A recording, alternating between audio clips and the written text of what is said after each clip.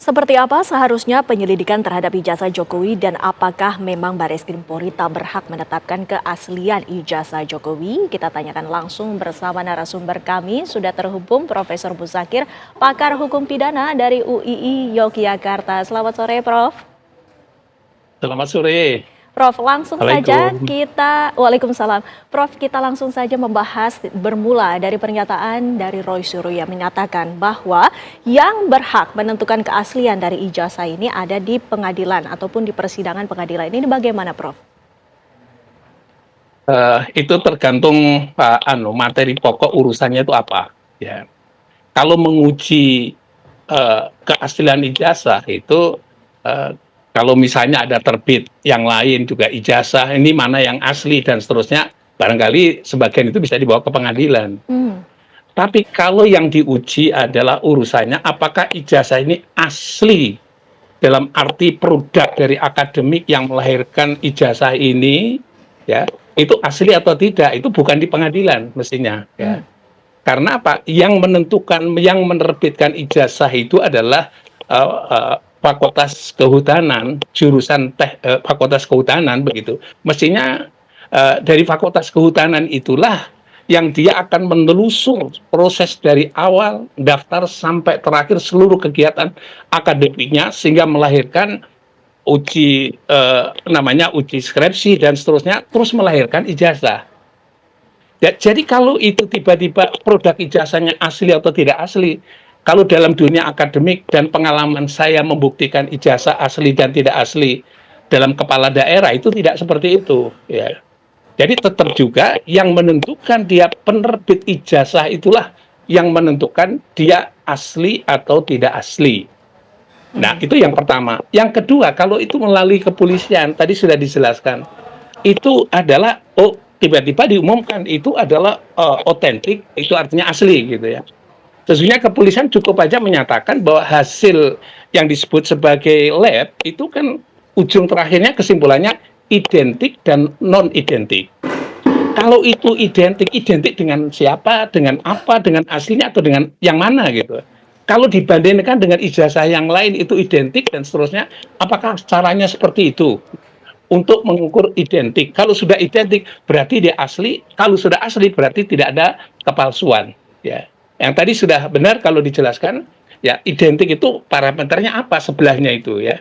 Kalau dengan yang lain, itu identik sama. Tapi kalau yang satu itu kuliah, yang satu tidak kuliah misalnya, ijazahnya identik. Nah, ini belum menjawab tadi yang disebut sebagai asli atau tidak asli. Nah, saya ingin menyampaikan pendapat saya lebih dahulu. Kalau kita ingin mengukur ijazah asli atau tidak asli, tanyanya kepada UGM sebagai penerbit ijazah, dalam hal ini adalah Fakultas Kedokteran UGM. Ya. Fakultas Kehutanan UGM, khususnya adalah jurusan teknologi perkayuan. Itu aja. Jadi kalau misalnya itu setelah dia memberi penjelasan kita tidak percaya, maka diadukan kembali dekannya itu kepada namanya Senat Fakultas.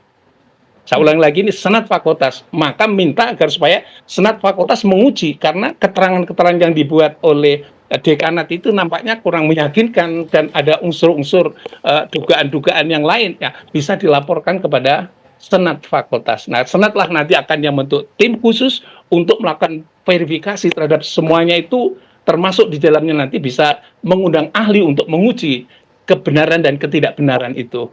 Saya kira itu yang jadi pokok masalahnya. Roy Suryo sendiri menyatakan bahwa tidak setuju dengan hasil dari penyelidikan Bareskrim Mabes Polri. Apakah kemudian langkah yang seharusnya diambil oleh Roy Suryo CS adalah untuk melaporkan kembali dengan menghadirkan bukti dan saksi-saksi yang baru, Prof? Itu bisa dilakukan. Yang penting ada satu tandingan lah dalam konteks itu. Tapi kalau pengalaman saya sekali lagi membantu untuk menjelaskan tentang ijazah palsu seorang bupati begitu. Suatu saat itu universitas itu tidak dimintai keterangan oleh pihak penyidik pada saat itu. Tiba-tiba di SP3. Nah, nggak bisa ini. SP3 itu tidak bisa diterbitkan sebelum memeriksa universitas yang bersangkutan. Pada saat giliran universitas diperiksa, universitasnya periksa, apakah punya mahasiswa dulu namanya Mr. X. setelah ditelusur ternyata namanya tidak ada. Nomor semuanya tidak ada, dan nomor yang bersangkutan itu dipakai untuk yang lain. Akhirnya disimpulkan pihak fakultas atau universitas itu tidak memiliki mahasiswa yang bersangkutan. Clear bahwa ijazahnya adalah palsu. Ya. Jadi bisa juga melalui pengadilan dan bisa juga melalui fakultas tadi penerbit ijazahnya. Ini catatan penting ya, dalam konteks ini saya kira perlu saya sampaikan. Ini pemilik ijazahnya itu pernah menjabat di jabatan publik di negara Republik Indonesia. Kalau diurut itu dari wali kota Solo. Yang kedua adalah gubernur DKI. Yang ketiga adalah presiden periode pertama. Dan yang kedua adalah presiden pada periode kedua. Artinya apa? Artinya dia telah menggunakan ijazah itu, nanti kesimpulannya asli tidak asli urusan kedua, telah menggunakan ijazah itu untuk masuk di dalam dokumen negara. Dokumen negara pertama itu dulu gelarnya kalau tidak salah saya membaca itu adalah DRS. Dan kemudian naik kepada gubernur DKI berubah menjadi insinyur. Dan kemudian naik lagi pada presiden adalah insinyur. Dan periode kedua juga insinyur. Maka dalam kasus ranah publik ini, saya kira ini harus bisa dilaporkan oleh pertama adalah KPU juga terlibat untuk melaporkan ini. Karena itu dipakai untuk daftar untuk kepentingan pemilu. Ya. Yang kedua adalah selain KPU bisa juga partai politik untuk melakukan itu. Yang ketiga bisa rakyat Indonesia pada saat itu yang punya hak pilih. Atau yang berikutnya adalah bisa DPR. Karena itu menjadi dokumen negara, masuk ke dalam dokumen negara dan menjadi pejabat negara. Ya mestinya itu penting urusannya adalah negara. Ya bukan urusan pribadi-pribadi orang ya. Kalau saya melihatnya yang sekarang terlapor ini adalah lebih banyak dari fakultas dari lulusan UGM. Saja dia punya atensi juga lebih bagus juga. Maksud saya adalah yang terakhir tadi, laporan-laporan itu karena duduk di jabatan publik. Apakah boleh sudah selesai jabat publik dilaporkan? Boleh. Ya. Tindak pidana korupsi itu terjadi, jabatan publik sudah turun, masih diproses. Demikian juga yang lain, jabatan turun, tetap diproses. Nah, kalau ini misalnya itu penggunaan ijazah palsu, meskipun turun bisa diproses. Gitu. Maksud saya begitu. Nah, untuk pembandingnya ini sendiri bagaimana, Prof? Apakah diharuskan untuk rekan-rekan dari Bapak Presiden Republik Indonesia ke-7 Joko Widodo yang saat itu juga bersekolah di perguruan tinggi yang sama atau seperti apa? Jadi kata-kata pembanding tadi saya harus luruskan kembali. Kalau kata-kata asli, kata asli ijazah, itu berarti ada tandingannya, ada ijazah palsu. Mana yang asli? Ada dua tandingan, yang ini asli, ini yang palsu. Nah, yang menjadi pertanyaan kita adalah apakah ijazah asli?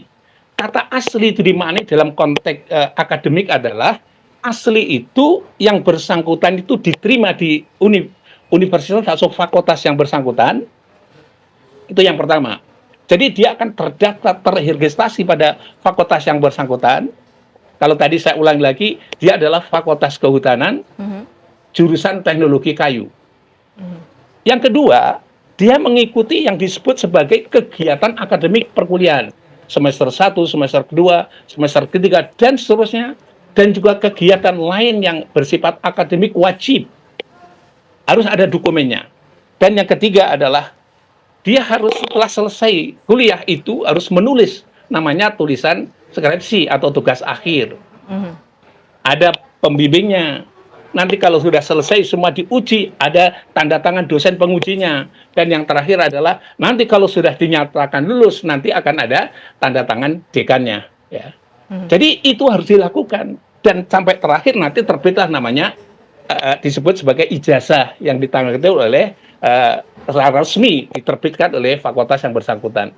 Nah pertanyaannya adalah kalau itu sudah terbit, berarti dia asli dong, asli diterbitkan oleh dari fakultas kehutanan yang bersangkutan, dalam hal ini UGM.